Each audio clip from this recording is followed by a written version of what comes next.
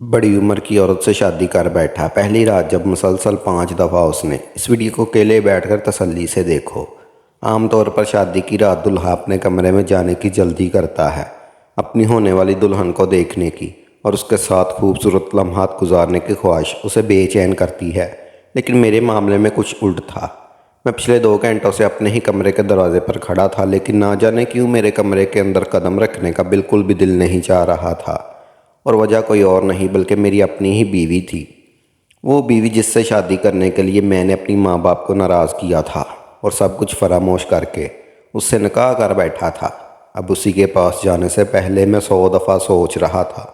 कितने ही लम्हे मैंने ऐसे ही दरवाजे पर खड़े खड़े गुजार दिए। इस बड़े से बंगले में मेरी बीवी और चंद नौकर थे। सारे नौकर क्वार्टर में जा चुके थे और अब मैं अपनी बीवी के पास जाने से हिचकिचा रहा था। मैं 25 साल का एक जवान मर्द था और जिस औरत से मैंने शादी की थी वो 40 साल की थी। यही वजह थी कि मेरे कदम दरवाजे पर रुक गए थे। मैंने एक नज़र सारे बंगले पर डाली जो शादी में मेरे नाम हो गया था। उस पर मैं कुछ दिन इस औरत के साथ अच्छी तरह गुजार लेता तो मुझे और भी बहुत कुछ मिल सकता था। यही सोचकर मैंने कमरे का दरवाज़ा खोला और अंदर दाखिल हो गया। उस रात को लेकर मेरे दिल में कोई जज्बात नहीं थे। ये शादी सिर्फ एक सौदा थी जो मैंने अपने मुस्तकबिल के लिए की थी। बिस्तर पर बैठी मैं अपनी बीवी सायरा को देखकर मुझे हंसी आ गई। 40 साल की उम्र में वो सुर्ख जोड़ा पहने बिल्कुल नई नवेली दुल्हन की तरह शर्माती हुई बैठी थी।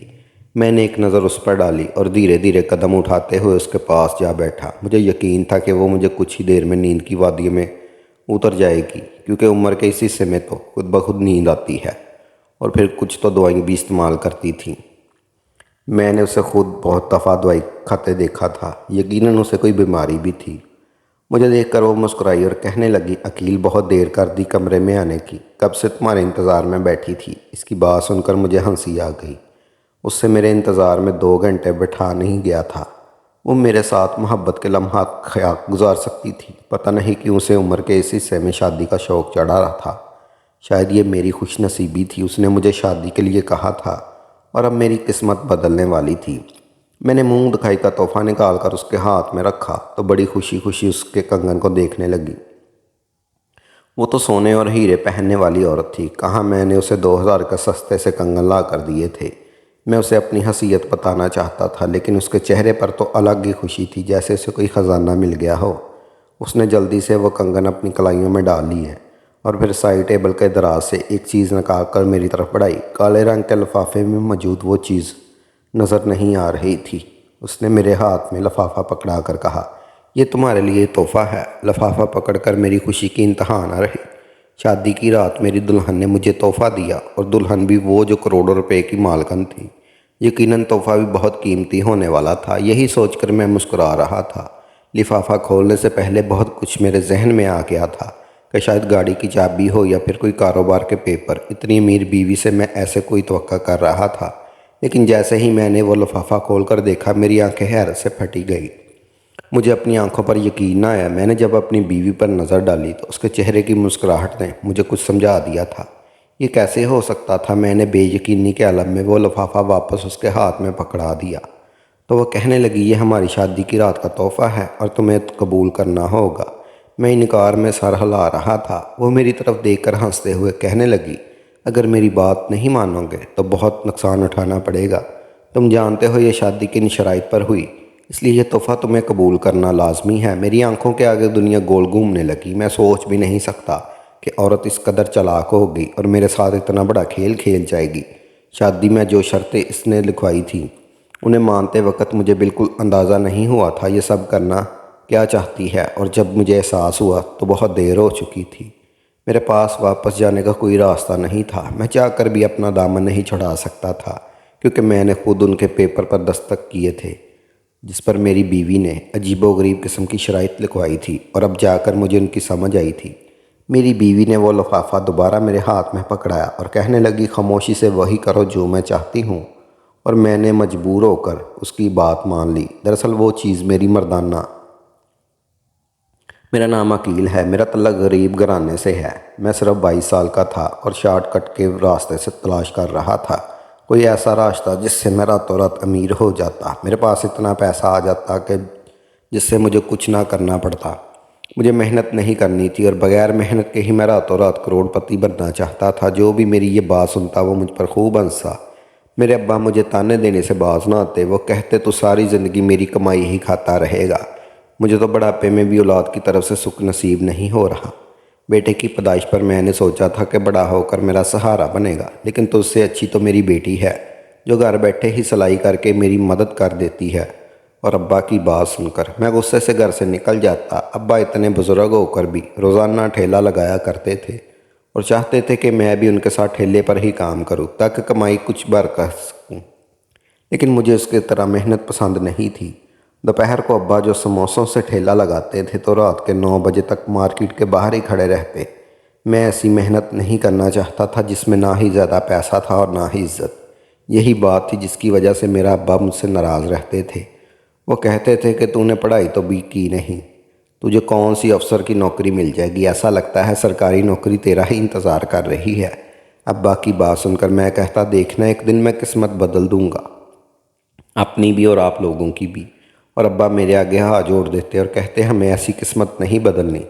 راتوں رات وہی لوگ امیر ہوتے ہیں جو غلط کام کرتے ہیں، صحیح کام کرنے والے حلال کماتے ہیں اور روکھی سوکھی کھاتے ہیں، بچت کر کے پیسے جوڑتے ہیں اور پھر وہی امیر ہوتے ہیں۔ ابا کی بات سن کر مجھے ہنسی آ جاتی، کیونکہ جو طریقہ ابا بتایا کرتے تھے اس سے تو ساری زندگی نکل جاتی، لیکن میری کوئی ایک خواہش بھی پوری نہ ہوتی۔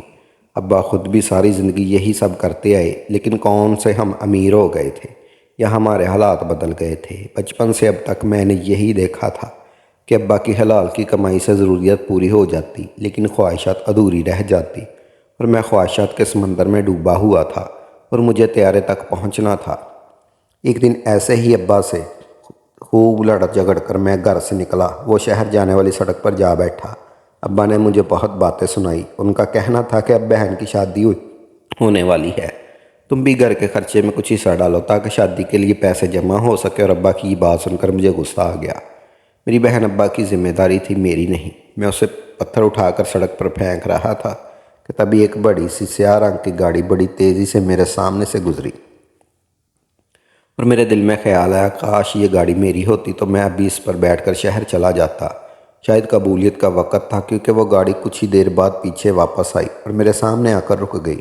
میں چونک کر اس گاڑی میں دیکھنے لگا۔ سیاہ رنگ کا شیشہ نیچے اترا اور ایک عورت نے اندر سے جھانک کر مجھے دیکھا اور اشارے سے مجھے اپنے پاس بلایا۔ میں بنا کچھ سوچے سمجھے اس کے پاس گیا تو کہنے لگی، لگتا ہے شہر جانے کے لیے بیٹھے ہو، اگر بس نہیں آ رہی ہے تو میرے ساتھ چلو، میں پہنچا دیتی ہوں۔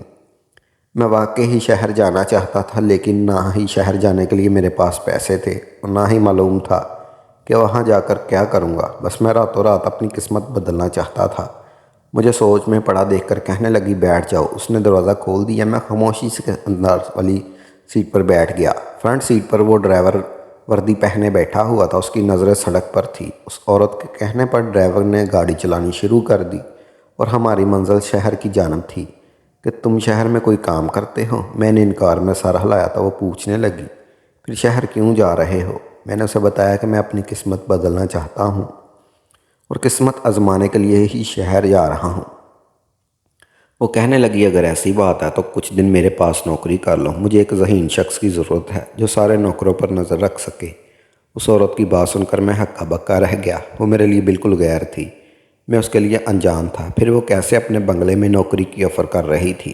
اس کی بڑی سی گاڑی میں مجھے اتنا سکون مل رہا تھا کہ میں سوچنے لگا کہ اس کے بنگلے میں کتنا سکون ہوگا اور پھر اتنا بڑا بنگلہ رہنے کو بھی مل جائے گا۔ اس نے مجھے کہا، مجھے کھانے پینے کی کوئی کمی نہیں ہوگی۔ وہ ایک بہت بڑی رقم مجھے تنخواہ کے طور پر آفر کر رہی تھی۔ میرے پاس فی الحال انکار کی گنجائش نہیں تھی، کیونکہ جو کام اس نے بتایا وہ کوئی کام نہیں تھا۔ بنگلے کا سارا کام نوکروں کو کرنا تھا اور مجھے بس ان پر نظر ہی رکھنی تھی۔ میں راضی ہو گیا اور اس کے ساتھ اس کے بنگلے پر پہنچ گیا۔ عالیشان بنگلہ دیکھ کر حیران رہ گیا۔ وہ اس بنگلے میں اکیلی رہتی تھی۔ اس نے بتایا تھا کہ سالوں پہلے اس کا شوہر انتقال کر چکا ہے، بچے بھی نہیں تھے، اس لیے وہ تنہا تھی۔ اس کا امپورٹ ایکسپورٹ کا کاروبار تھا تو خود اپنے کاروبار کی نگرانی کرتی تھی۔ ساری رات کاروبار کے کاموں سے باہر رہتی اور سارا دن سوتی رہتی، اس لیے گھر نوکروں کے حوالے تھا اور اسے نوکروں کو دیکھنے کے لیے کسی ذمہ دار شخص کی ضرورت تھی۔ میں نے اس کے بنگلے پر نوکری شروع کر دی۔ میں بڑا خوش تھا، یہاں مجھے زندگی کی ہر آشائش حاصل تھی۔ گاڑی کی چابی تک مل گئی تھی، میں جہاں جانا چاہتا مالکن کی گاڑی میں جا سکتا تھا، کیونکہ سارا دن تو وہ سوتی رہتی تھی۔ اور جب اس نے پہلے مہینے میرے ہاتھ میں تنخواہ رکھی تو میں مالکن سے اجازت لے کر اس کی گاڑی میں گھر چلا گیا۔ اماں نے مجھے دیکھتے ہی سینے سے لگا لیا، بہت روئی اور کہنے لگی، تو کہاں چلا گیا تھا؟ ابا کی باتوں کو اتنا برا مان گیا تھا کہ ہم سب کچھ کو چھوڑ کر ہی چلا گیا تھا۔ تیرے ابا تیری یاد میں روتے رہتے ہیں، ہم سب تیرے لیے بہت فکر مند تھے۔ میں نے جیب سے لفافہ نکال کر اماں کے ہاتھ میں رکھا اور کہا، بہن کی شادی میں حصہ ڈالنے کے لیے گیا تھا، مجھے شہر میں نوکری مل گئی ہے، یہ میری پہلی تنخواہ ہے اور میں نوکری کی طرف سے ملی گاڑی میں آیا ہوں۔ میں نے اماں کو باہر بڑی گاڑی دکھائی تو اماں کی آنکھیں حیرت سے پھیل گئی اور پھر انہوں نے خوشی سے میری بلائی لی اور کہنے لگی، مجھے معلوم تھا میرا بچہ ایک دن کامیاب ہوگا۔ البتہ جب ابا دوپہر کے کھانے کے لیے گھر لوٹے تو مجھے دیکھ کر خوش ہوئے، لیکن ساتھ ہی میری گاڑی اور کمائی نے انہیں حیرت میں مبتلا کر دیا۔ خوش ہونے کے بجائے ان کے چہرے پر فکر کے آثار نظر آئے اور وہ کہنے لگے، بیٹے تجھے کون سی ایسی نوکری مل گئی ہے جس میں اتنی زیادہ تنخواہ ہے؟ تو پڑھا لکھا بھی نہیں۔ میں نے ابا کی ساری بات بتائی اور ابا نے انکار میں سر ہلایا اور کہنے لگے، بات سمجھ سے باہر ہے، شہر کے لوگ بہت تیز ہوتے ہیں، ایسے ہی مفت میں نوکریاں نہیں بانٹتے، اور پھر اتنی زیادہ تنخواہ بھی مجھے لگا دی۔ ابا میری ترقی دیکھ کر خوش ہو گئے، لیکن ابا اس وقت میرے ہی خلاف تھے۔ میں غصے سے اٹھ کھڑا ہوا اور اماں سے کہا، میں جو کچھ بھی کر لوں ابا خوش نہیں ہو سکتے۔ میں تو پیسے لے کر آیا تھا کہ بہن کی شادی میں اپنا حصہ ڈال سکوں، لیکن ابا میری نوکری کو لے کر مشکوک ہو گئے۔ میں واپسی کے لیے نکل گیا، میری اماں مجھے آوازیں دیتی رہ گئی۔ میرا دل خراب ہو چکا تھا، میرے ابا میری ترقی سے خوش نہیں تھے۔ میں واپس شہر بنگلے پر پہنچا تو چونک گیا، کیونکہ ڈرائنگ روم میں کافی ساری لڑکیاں بیٹھی تھیں۔ میری مالکن ان سے بڑے اچھے طریقے سے پیش آ رہی تھی اور ان کے لیے بہت سارے پکوان بھی رکھے ہوئے تھے۔ میں مالکن کو یہ بتانے کے لیے ڈرائنگ روم میں گیا تھا کہ میں واپس آ گیا ہوں۔ مجھے دیکھ کر مالکن کے چہرے پر خوشی آ گئی، جیسے وہ میرا ہی انتظار کر رہی تھی۔ وہ ساری لڑکیاں بھی بڑی دلچسپی سے مجھے ہی دیکھ رہی تھیں۔ اتنی ساری لڑکیوں کے بیچ مجھے کچھ عجیب سا محسوس ہوا۔ میں فوراً واپس باہر آیا اور باورچی خانے میں کام کرتی ملازمہ سے پوچھا، یہ ساری لڑکیاں کون ہیں؟ تو ملازمہ نے بڑی توجہ سے میری طرف دیکھا اور کہنے لگی، آپ نہیں جانتے؟ میں نے کہا، کیا معلوم کہ یہ سب کون ہے؟ وہ عجیب انداز میں کہنے لگی، پھر کچھ ہی دنوں میں پتہ چل جائے گا۔ اس بات کو 2 دن ہی گزرے تھے کہ مالکن نے مجھے اپنے کمرے میں بلوایا اور کہنے لگی، عقیل میں تم سے بات کرنا چاہتی ہوں، دراصل تم مجھے اچھے لگتے ہو۔ اس دن سڑک پر تم نے مجھے پہلی نظر میں بہت پسند آ گئے تھے، اس لیے میں تمہارے پاس آ کر رکی اور 1 مہینے میں میں نے تمہیں جان لیا۔ تم بہت ہی اچھی فطرت کے مالک ہو، شاید تمہارے گھر والوں کو تمہاری قدر نہیں، کیونکہ اس دن تم اپنے گھر سے بہت اداس لوٹے تھے۔ میں چاہتی ہوں کہ تمہاری زندگی بدل دوں اور تمہاری زندگی کی ہر کمی پوری کر دوں۔ میں خاموشی سے مالکن کی بات سن رہا تھا۔ اس آخری جملے پر میں نے حیرت سے مالکن کی طرف دیکھا اور پھر میری مالکن نے ایک ایسی بات کہی جس کی توقع مجھے ہرگز بھی نہیں تھی۔ وہ کہنے لگی، میں تم سے شادی کرنا چاہتی ہوں، تمہارا مستقبل سنوارنا چاہتی ہوں، یہ گھر بھی میں شادی پر تمہارے نام کر دوں گی۔ میری زندگی میں کوئی بھی نہیں ہے، میں کب تک یوں تنہا رہوں گی؟ اب تو میں مرنے والی ہوں اور مرنے سے پہلے کچھ دن خوشیوں بھرے گزارنا چاہتی ہوں۔ 40 سال کی عورت کے منہ سے شادی کی بات سن کر جہاں میں دنگ رہ گیا تھا، وہیں اس نے بات مجھے حیران کر دیا تھا کہ وہ اتنا بڑا بنگلہ میرے نام کرنے کو تیار تھی۔ مجھے تو یقین نہیں ہو رہا تھا، شاید میری مالکن پاگل ہو گئی تھی یا پھر بڑھاپے میں اسے جوان لڑکے کے ساتھ چاہیے تھا۔ کافی دیر میں سوچ میں پڑ گیا تو مالکن کہنے لگی، اگر تم انکار کرنا چاہو تو کر سکتے ہو، لیکن اس کے ساتھ ہی تمہاری نوکری بھی ختم، کیونکہ میں نے یہ نوکری تمہیں اس لیے دی تھی کہ تمہیں دیکھ سکوں۔ مجھے مہینے کے لاکھ روپے مل رہے تھے، رہنے کے لیے اتنا عالیشان محل جیسا بنگلہ۔ میں کسی صورت اس نوکری کو ٹھوکر نہیں مارنا چاہتا تھا اور اس قدر مجھے اس کا مالک بننا چاہتی تھی تو انکار کی گنجائش نہیں تھی۔ میں نے فوراً ہی مالکن سے کہا، ٹھیک ہے، مجھے شادی پر کوئی اعتراض نہیں، کیونکہ جس طرح آپ کے ساتھ کوئی نہیں، اسی طرح میں بھی اکیلا ہوں۔ یہ سن کر مالکن خوش ہو گئی اور اس نے اگلے ہی دن شادی کا کہہ دیا، لیکن نکاح سے پہلے مالکن پر پرچہ میرے آگے رکھ دیا اور کہنے لگی، یہ کچھ شرائط ہے جو تمہیں شادی سے پہلے ماننی ہوں گی۔ پہلے تو میں گھبرا گیا، پتہ نہیں مالکن مجھ سے کیا بات بنوانا چاہتی ہے، لیکن پھر وہ شرائط پڑھ کر مجھے کچھ خاص بات سمجھ نہ آئی۔ سب عجیب سی باتیں تھیں جن کا کوئی خاص مطلب نہیں تھا، اس لیے مجھے شرائط ماننے میں کوئی برائی محسوس نہ ہوئی۔ میں نے مالکن سے تمام شرائط قبول کرتے ہوئے نکاح کر لیا اور یہ سوچ کر خوشی سے چور ہو گیا کہ اب میں اس عالیشان بنگلے کا مالک بن گیا ہوں۔ یہ 40 سال کی عورت آخر کتنے دن زندہ رہ سکتی تھی؟ کچھ ہی دنوں کی مہمان تھی، اس کے بعد یہ سب کچھ میرا ہو جاتا، اس کا کاروبار بھی میرے حصے میں آتا۔ میرا خیال تھا اور کوئی ایسا کاروبار کرتی تھی جس میں بہت زیادہ پیسہ تھا، کیونکہ میں نے پیسوں میں کھیلتے دیکھا تھا۔ لیکن شادی کی رات جو کچھ مجھ پر اور میری بیوی کی حقیقت کھل کر میرے سامنے آ گئی، ان تمام شرائط کا مطلب بھی مجھے سمجھ آ گیا جس سے پہلے میں انجان تھا۔ میری بیوی نے شادی کی رات جو لفافہ مجھے دیا، اس میں مردانہ طاقت بڑھانے والی ایک دوا تھی۔ ایک کاغذ تھا جس پر ایک ایڈریس لکھا ہوا تھا، اور ساتھ یہ بھی لکھا تھا کہ آج کی رات اس لڑکے کے ساتھ گزارنی ہے، اس پوری طرح کوشش کرنا ہے۔ لفافے میں ایک لڑکی کی تصویر بھی موجود تھی۔ اس لڑکی کو میں نے پہلے کبھی نہیں دیکھا تھا، اور پھر ذہن پر زور ڈالنے پر مجھے یاد آیا، یہ لڑکی ان لڑکیوں میں ہی موجود تھی جو اس دن مالکن کے ساتھ بیٹھی تھی۔ بہت کچھ مجھے سمجھ آ گیا، اس لیے میں نے بے یقینی سے اپنی بیوی کو دیکھا تو وہ مسکرا دی۔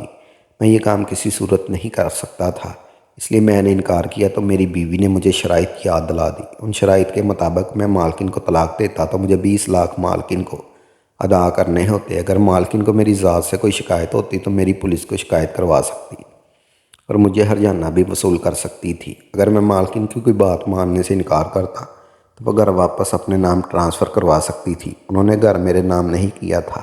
میری مالکن نے مجھے مجبور کیا کہ اگر میں اس لڑکی کے پاس نہ گیا، اسے خوش نہ کیا تو وہ مجھ پر الزام لگا دیں گی، میں انہیں مارنے کی کوشش کی ہے اور مجھے جیل بھجوا دیں گی۔ میں ان کی ساری خواہشوں سے تو جاؤں گا ہی، بلکہ جیل کی سلاخوں کے پیچھے اپنی ساری زندگی گزاروں گا۔ میں اتنی بری طرح پھنس گیا کہ میرے پاس کوئی راستہ نہیں تھا۔ مجبوراً وہ دوا کھانی پڑی جس کے کھانے سے شاید میرے جسم کو بہت نقصان پہنچتا۔ مالکن کا ڈرائیور خود مجھے اس کے گھر لے گیا۔ یہاں مالکن موجود نہ چاہتے ہوئے یہ ساری رات میں نے اس لڑکی کے ساتھ گزاری، کیونکہ میری بیوی نے میرا سودا کیا تھا اور یہی اس کا کاروبار تھا۔ مالکن خوبصورت اور جوان لڑکوں کو اسی طرح اپنے جال میں پھنساتی اور پھر امیر زادیوں کے شوق پورے کرنے کے لیے انجان لڑکوں کا سودا کرتی۔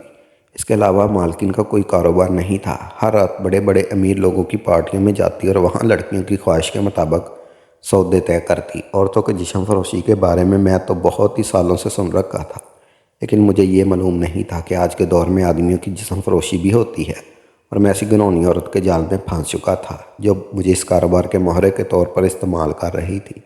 اب مجھے سمجھ آیا تھا کہ اتنی معمولی سی نوکری کے پیچھے مجھے اتنے پیسے کیوں دیے گئے۔ اس نے پہلے مجھے اچھی طرح اپنے جال میں پھنسایا اور اب مجھ سے فائدہ اٹھاتی رہی۔ میں نے یہ سوچ کر اس سے شادی کی تھی کہ آگے پیچھے کوئی نہیں، جلد ہی مر جائے گی، وہ سب کچھ مجھے مل جائے گا، لیکن یہ محض میری خام خیالی ثابت ہوئی تھی، کیونکہ وہ 40 سال کی عورت اتنی بوڑھی بھی نہیں تھی جو اپنے کالے کاموں کی وجہ سے اپنی عمر سے کہیں زیادہ بوڑھی لگتی تھی۔ اس کی جلد لگ چکی تھی۔ میرے ہاتھ کچھ بھی نہیں آیا، کیونکہ میرا سودا کر کے وہ سارا پیسہ خود رکھتی تھی اور مہینے کے لاکھ روپے تنخواہ کی طرح میرے ہاتھ میں تھما دیتی تھی۔ یہ بات اس کے گھر میں کام کرنے والا نوکر جانتا تھا، کیونکہ آئے دن مالک مجھ سے جیسے لڑکوں کو یہاں لاتی اور ان سے نکاح کرتی۔ 2 مہینے تک میں ہر رات اسی طرح استعمال ہوتا رہا۔ میری ساری طاقت ختم ہو گئی، میرا جسم کمزوری سے درد کرنے لگا۔ میں مالکن سے اس بات کا اظہار کرتا تو مجھے مزید دوائیں کھانے کے لیے دیتی۔ میں اس زندگی سے تنگ آ چکا تھا، میرے دن رات میں گزر رہے تھے اور یہ احساس مجھے مار رہا تھا۔ میں شارٹ کٹ سے پیسے ضرور کمانا چاہتا تھا، لیکن اس طرح گناہوں کی دلدل میں نہیں اترنا چاہتا تھا۔ ایک دن مجھے موقع ملا اور میں خاموشی سے مالکن کو بتائے بغیر واپس اپنے گھر پہنچ گیا۔ مالکن نے میرا گھر نہیں دیکھا تھا، وہ مجھے سڑک سے لے کر گئی تھی، اس لیے مجھے یقین تھا وہ میرے چھوٹے سے علاقے سے کچے مکان تک نہیں پہنچ پائے گی۔ میں نے اپنے ماں باپ کو سارا سچ بتا دیا۔ یہ سن کر وہ دونوں بہت روئے اور کہنے لگے، میں نے تجھے پہلے ہی منع کیا تھا، لیکن تجھے میری بات سمجھ نہیں آئی۔ محنت کار اور حلال کما یہی کامیابی ہے۔ آج میں اپنے بابا کے ساتھ سموسوں کے ٹھیلے پر کام کرتا ہوں۔ اللہ نے ہمارے کام میں اتنی برکت رکھی ہے کہ ہم حلال رزق کما کر اپنی ضروریات پوری کر لیتے ہیں۔ سب نوجوانوں سے بس یہی کہنا چاہتا ہوں کہ شارٹ کٹ کے چکروں میں گناہوں کے دلدل میں نہ اتریں، کیونکہ یہ شارٹ کٹ ہمیں صرف تباہی کے راستے پر لے جاتا ہے۔